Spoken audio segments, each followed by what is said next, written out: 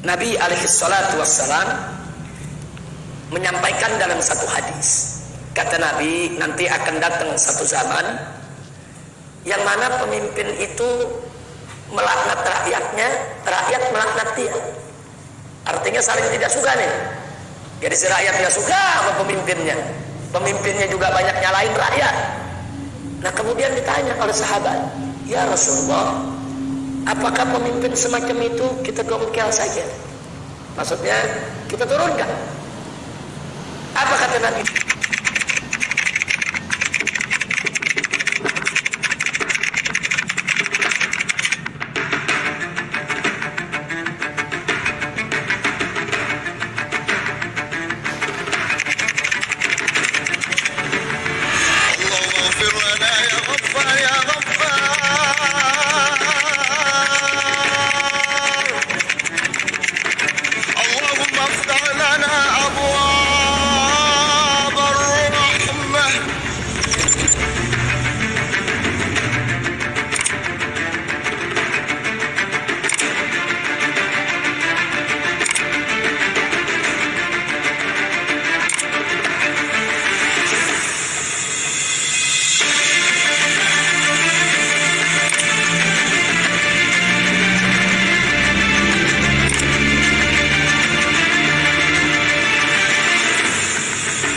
Dalam suatu kepemimpinan, saudara, memang berhasil tidaknya seorang pemimpin tidak hanya tergantung kepada kuatnya karakteristik sang pemimpin, tapi juga sangat bergantung kepada loyalitas yang dipimpin.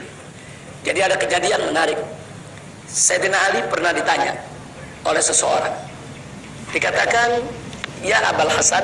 Abul Hasan itu panggilan Sayyidina Ali, kunyahnya. Dulu di zaman Sayyidina Abu Bakar itu tenang, nggak ada Islam ribut. Di zaman Sayyidina Umar juga aman, nggak ada kaum muslimin bentrok satu sama lainnya. Di zaman Sayyidina Utsman juga begitu, kecuali bagian akhir saja. Tapi ketika engkau memimpin, dari awal sampai sekarang ribut dulu ini. Nah, ini kan pertanyaan tajam ini. Ini pertanyaan musuh ini sebetulnya. Dulu zaman Abu Bakar tenang, Umar tenang, Utsman tenang, giliran Ali, nah kok ribut? Sayyidina Ali nggak tersinggung ditanya begitu. Tenang jawabnya. Apa kata Sayyidina Ali? Dulu di zaman Sayyidina Abu Bakar, Sayyidina Umar, Sayyidina Utsman, yang jadi rakyatnya ya seperti saya ini. Giliran saya jadi pemimpin, ya rakyatnya kalian ini yang tukang ribut. Itu kan jawaban luar biasa. Artinya Sayyidina Ali menunjukkan bahwa di zaman Sayyidina Abu Bakar, rakyatnya kan para sahabat yang mulia. Rakyatnya kan ada Umar, Utsman, Ali, orang-orang bagus semua. Begitu juga zaman Sayyidina Umar dan Sayyidina Utsman. Rakyat mereka tuh sahabat-sahabat yang luar biasa. Tapi begitu masuk zaman Sayyidina Ali, betul, rakyat Sayyidina Ali masih banyak para sahabat, tapi kan sudah kemasukan yang lain yang bukan sahabat, kemasukan yang sering membangkang. Maka Sayyidina Ali di sini memberi pelajaran luar biasa kepada kita. Jadi keberhasilan seorang pemimpin seperti Abu Bakar, Umar, Utsman juga bergantung kepada yang dipimpin. Sementara Ali kalang kabut sebab yang dipimpinnya pada suka ribut. Nah ini pelajaran yang luar biasa dari beliau. Nah, tapi masuk langsung kepada pertanyaan tadi. Lalu bagaimana sikap pemimpin untuk mengatasi sedemikian rupa? Yang mesti dilihat. Kalau kesalahan-kesalahan tadi masih bisa ditolerir, kan tadi Allah udah nyatakan fa'fu anhum wastaghfir lahum. Maafin mereka, doain mereka supaya mereka kembali ke jalan yang benar. Kecuali kalau kesalahan mereka sudah fatal, mengangkat senjata, berontak, menumpahkan darah, apa boleh buat? Pemimpin harus tegas. Makanya tadi kita sebut karakteristik daripada pemimpinan itu kan harus ada santun dan lembut, pada saatnya, pada saat lain harus tegas dan berani. Nah begitu juga menghadapi daripada masyarakat yang membangkang terhadap pemerintah. Ya lihat apa masih bisa dihadapi dengan santun, lembut. Kalau masih bisa, tidak boleh kita hadapi dengan tegas dan keras. Tapi kalau sudah tidak bisa, katakan seperti separatis, ya kan, berontak, angkat senjata, atau seperti teroris umpamanya pasang bom di mana-mana mengganggu ketenangan, ya harus tegas pemerintah. Tidak boleh tidak tegas. tapi ketegasannya tetap harus berdiri atas dasar landasan hukum, bukan atas landasan kesewenang-wenangan. Saya pikir jelasin. Nah baik, bagaimana kalau ada pemimpin, ya katakanlah secara kepemimpinan administratif, ketegasan dia bagus, tapi dia berbuat munkar. Nah ini bagaimana menyikapinya? Nah ada yang menarik. Nabi alaihi salatu wassalam menyampaikan dalam satu hadis, kata Nabi, nanti akan datang satu zaman yang mana pemimpin itu melaknat rakyatnya, rakyat melaknat dia. Artinya saling tidak suka nih. Jadi si rakyat nggak suka sama pemimpinnya, pemimpinnya juga banyak nyalain rakyat. Nah kemudian ditanya oleh sahabat, ya Rasulullah, apakah pemimpin semacam itu kita dongkel saja? Maksudnya kita turunkan? Apa kata Nabi? Lah, jangan dulu, selama dia masih mendirikan sholat. Itu parameter yang dikasih oleh Nabi. Kalau dia masih mendirikan sholat, jangan kau jatuhkan dia. Tapi bukan berarti nggak boleh dikritik. Kritik silakan, kasih peringatan silakan, protes silakan. Tapi menjatuhkan kepemimpinan seseorang, itu pertimbangannya harus matang, karena itu bisa menimbulkan fitnah yang berkepanjangan. Nggak sembarangan. Saudara, saya berikan contoh Irak di zaman kepemimpinan Saddam Hussein dengan segala kekurangannya, tapi rakyat di mana-mana hidup makmur. Mereka bisa dagang, mereka bisa sekolah, mereka bisa belanja, mereka bisa kemana-mana. Betul, Saddam Hussein punya kekejaman. Ada orang-orang tertentu merasakan kezaliman dia, dibunuh dengan apa sewenang-wenang oleh Saddam Hussein dan lain sebagainya. Tapi mayoritas rakyat hidup dalam ketenangan. Begitu Saddam Hussein dijatuhkan 15 tahun yang lalu, sampai sekarang Irak tidak pernah tenang. Anda bisa lihat pembunuhan di mana-mana, pemerkosaan di mana-mana, penyembelihan orang di mana-mana. Pokoknya siapa yang merasa dirinya kuat, dia tindas orang-orang yang tidak kuat. Ya Sunninya, ya Syiahnya, ya ekstrim sama saja. Nah, itu yang terjadi sampai hari ini. Nah, begitu juga kita lihat di Libya. Pada saat dipimpin oleh Muammar Gaddafi, Libya itu sejahtera, makmur. Nggak ada pengangguran, nggak ada orang miskin, makmur. Pendidikan gratis, rumah sakit gratis. Betul, memang Muammar Gaddafi ini orangnya unik. Dia jarang mau dengar daripada suara rakyatnya. Diatur itu negara sedemikian rupa. Tapi ketika itu rakyat hidup terjamin makmur. Begitu dia dijatuhkan, sampai hari ini saling bunuh gak berhenti di Libya. Sampai hari ini. Bukan kita mengatakan gak boleh menjatuhkan pemimpin, bukan. Menjatuhkan seorang pemimpin itu pertimbangannya harus matang, pertimbangannya harus masak.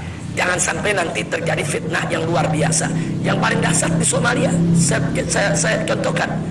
Di Somalia itu presidennya dibunuh. Begitu presidennya dibunuh, kacau balau satu negeri. Akhirnya di provinsi-provinsi ada jenderal-jenderal yang punya senjata, punya prajurit. Dia jadi pemimpin di wilayahnya. Dia rekrut preman-preman untuk menguatkan posisinya. Setiap provinsi punya pemimpin sendiri. Dan mereka nggak bisa tunduk kepada pusat. Orang presidennya udah dibunuh. Kacau di pusat. Nah kemudian apa yang terjadi? Tiap jenderal ini supaya posisinya kuat, prajurit tidak seberapa, dia rekrut para preman. Begitu preman ini dapat senjata dari sang jenderal, sewenang-wenang, tiap hari pemerkosaan, pembunuhan, perampokan, penjaraan, 2 tahun tidak berhenti. Dan ulama-ulama di sana banyak ulama-ulama sufi. Nggak ada itu ulama organisasi, punya laskar, punya harokat, nggak ada. Mereka sufi tarekat, pasrah. Mereka nggak punya kekuatan. Tapi 2 tahun kemudian baru. Nah ulama-ulama tadi selama 2 tahun baru menyadari kelemahan mereka. Ini negara udah dikuasai oleh para jenderal, para prajurit dan para preman. Satu negeri, pembunuhan, perampokan, pemerkosaan setiap hari. Begitu presidennya dibunuh. Nah akhirnya selama 2 tahun ada seorang yang bernama Ahmad Syarif. Dia punya majelis, dikumpulkan murid-muridnya, dia latih, dia rebut kampungnya. Setelah itu dia rebut kecamatannya, dia rebut provinsinya. dia bentuk kekuatan, dia lawan itu tentara dalam preman. Nah, gerakan dia didukung oleh para ulama-ulama di Somal. Akhirnya ulama-ulama di Somal kumpulkan murid-muridnya di mana-mana, gabung. Mereka namakan diri mereka Mahkamah Syariah. Nah, begitu mereka udah makin kuat, mereka serbu provinsi ini. Dia serbu jenderalnya, dia serbu premannya. Begitu dia rebut, itu jenderal dia hukum mati depan rakyat. Itu preman-preman yang memperkosa, membunuh, merampas selama 2 tahun, mereka hukum mati depan rakyat. Dan luar biasa, dalam waktu 2 tahun kemudian, seluruh satu negeri mereka rebut kecuali ibu kota. Semua provinsi berhasil direbut, diamankan, dia tenangkan, kecuali ibu kota. Nah, begitu mereka merebut ibu kota, Amerika ikut campur. Amerika bikin presiden boneka. Amerika nggak mau kelompok ini masuk. Kenapa? Karena ini kelompok gerakan Islam. Karena ini kelompok ulama, ini kelompok syariat. Sampai Amerika akhirnya meminta kepada Ethiopia, meminta kepada Eritrea, kirim tentara, membantu presiden bonekanya Amerika. Akhirnya terjadi perang luar biasa di Mogadishu, dan puluhan tentara Amerika ditangkap, diseret-seret di jalan. Nah, mungkin para ustadz pernah dengar itu beberapa tahun yang lalu, yang akhirnya Amerika kapok mengirimkan tentaranya ke sana. Nah, saya hanya ingin memberikan gambaran. Jadi kalau ingin berontak, ingin menjatuhkan satu pemimpin, satu presiden umpamanya di satu negeri, itu perhitungannya mesti matang, perhitungannya mesti masak. Bukan nggak boleh, bukan. Yang zalim itu memang harus diturunkan, yang jahat itu memang harus dibendung. Nah, tapi kalau ada jalan lain, kenapa tidak? Apalagi tadi pertanyaannya, kalau dia masih punya kelebihan, masih punya kemampuan, baiknya kita jaga, jeleknya sama-sama kita kasih peringatan, nasihat, supaya dia bisa berubah. Ini yang ingin saya ingatkan. Nah, tapi ingat, ini tidak berlaku bagi pemimpin kafir di negeri Islam. Tidak berlaku. Jadi negeri-negeri Islam, wilayah mayoritas Islam, haram dipimpin dengan pemimpin yang bukan Islam. Kecuali kalau kita tinggal di negeri yang bukan Islam. Kita tinggal di Amerika. Di Amerika lagi ada pemilihan presiden. Presiden yang satu mengatakan, kalau saya menang, dakwah Islam saya lindungi, umat Islam saya kasih kebebasan. Calon presiden yang satu lagi mengatakan, kalau saya menang, umat Islam akan saya awasi. Umat Islam tidak boleh sembarangan dakwah di Amerika. Maka seluruh umat Islam di Amerika wajib untuk memilih calon presiden yang siap memberikan perlindungan kepada umat Islam, walaupun itu calonnya kafir, karena itu memang bukan negeri Islam. Tapi kalau di negeri Islam model Indonesia, kemudian calon presidennya bukan Islam, haram, nggak boleh. Calon presiden Indonesia wajib Islam. Nah, kalau ada yang mengatakan, Habib, tapi kan dalam undang-undang dasar nggak disebut soal agama. Dalam undang-undang dasar konstitusi kita kan agama saja boleh, agama apa saja boleh jadi presiden. Jawaban kita, wajib itu di amandemen, harus dirubah. Nggak boleh ada konstitusi mengizinkan orang di luar Islam untuk menjadi pemimpin di negeri yang mayoritas Islam. Haram. Itu undang-undang harus dirubah. Undang-undang dasar tersebut wajib untuk diamandemen. Nah, makanya sekilas sejarah supaya para siswa tahu. Dulu pada tanggal 22 Juni tahun 1945, ketika Piagam Jakarta itu digulirkan, di sana disebutkan bahwa Presiden Indonesia harus pribumi yang beragama Islam, ditulis. Dan pada saat kita merdeka tanggal 17 Agustus tahun 1945, kalimat itu masih ada dalam dasar negara Republik Indonesia. Tapi pada tanggal 18 Agustus 1945, atas tekanan Jepang, dipaksa, akhirnya pasal tadi dirubah. Presiden Indonesia harus pribumi, agama Islamnya dihapus. Tapi masih bagus, masih ada kata-kata pribumi. Nah, terus kemarin waktu kita reformasi tahun 98, di amandemen undang-undang dasar sampai 4 kali amandemen, dirubah lagi. Sekarang bunyinya Presiden Indonesia harus WNI, bukan pribumi. Nah, sekarang pertanyaannya, itu bisa diubah-ubah undang-undang dasar dari pribumi Islam menjadi pribumi saja, sekarang menjadi WNI. Kenapa kita tidak bisa untuk kembalikan lagi ke semula, harus pribumi yang beragama Islam? Ini harus diperjuangkan oleh orang-orang Islam yang ada di DPR MPR. Nggak boleh dibiarkan. Ini ditulis WNI berbahaya. Kenapa berbahayanya? Kalau besok ada warga negara Amerika masuk ke Indonesia, cuman modal bisa bahasa Indonesia, bisa nyanyi lagu Indonesia Raya, hafal Pancasila, dites di imigrasi lulus jadi WNI. Nah terus begitu jadi WNI, dia punya duit, dibiayai oleh negaranya, ikut pemilu, jadi presiden. Apa yang begini yang mesti jadi presiden Indonesia? Oh dengan mudah Amerika bisa menjadikan dia presiden. Dia punya finansial, dia punya duit, dia punya kekuatan, dia punya kuasa politik di mana-mana. Nah ingat, ini besok bisa terjadi. Kenapa? Karena undang-undang kita terbuka. Nah siapa suruh buat undang-undang semacam itu? Kan undang-undang itu untuk bangsa Indonesia. Kan kita yang buat undang-undang. Kenapa buat undang-undang? Buka pintu untuk antek asing. Nah kalau besok ada orang Amerika jadi warga negara baru 1 hari, dia dibiayai, dia dimodali, dan bangsa kita ini maaf, masih banyak yang dikasih 50.000, dia tusuk pemilu. Dia bayar, dia punya duit. Terus apa besok orang Amerika yang WNI tadi yang akan jadi presiden Indonesia? Di mana nasionalismenya? Di mana kecintaan dia kepada Indonesia? Nggak boleh. Nah maka itu sampai hari ini saya dan kawan-kawan mundar-mandir ke DPR MPR, kami sudah meminta sejak 4 tahun yang lalu agar Undang-Undang Dasar 1945 yang sudah diamandemen wajib diamandemen lagi. Kami minta pasal presiden diubah seperti semula, bahwa presiden Indonesia harus pribumi yang beragama Islam. Nah ini mesti kita perjuangkan, nggak boleh enggak, saudara. Nah kalau kita tidak perjuangkan, ya besok orang kafir bisa jadi presiden. Makanya jangan kaget kalau sekarang ada orang kafir yang non pribumi bikin partai, punya banyak televisi, setiap hari dia kampanye. Nah kalau besok dipilih oleh rakyat, dia bisa jadi presiden. Sudah bukan Islam, sudah bukan pribumi. Hati-hati ya kawan. Bisa jadi presiden, siapa bilang nggak bisa? Orang undang-undangnya mengizinkan kok. Nah maka itu kalau kita ingin kembalikan, maka pemuda-pemuda kita saat ini harus berpikir ke depan.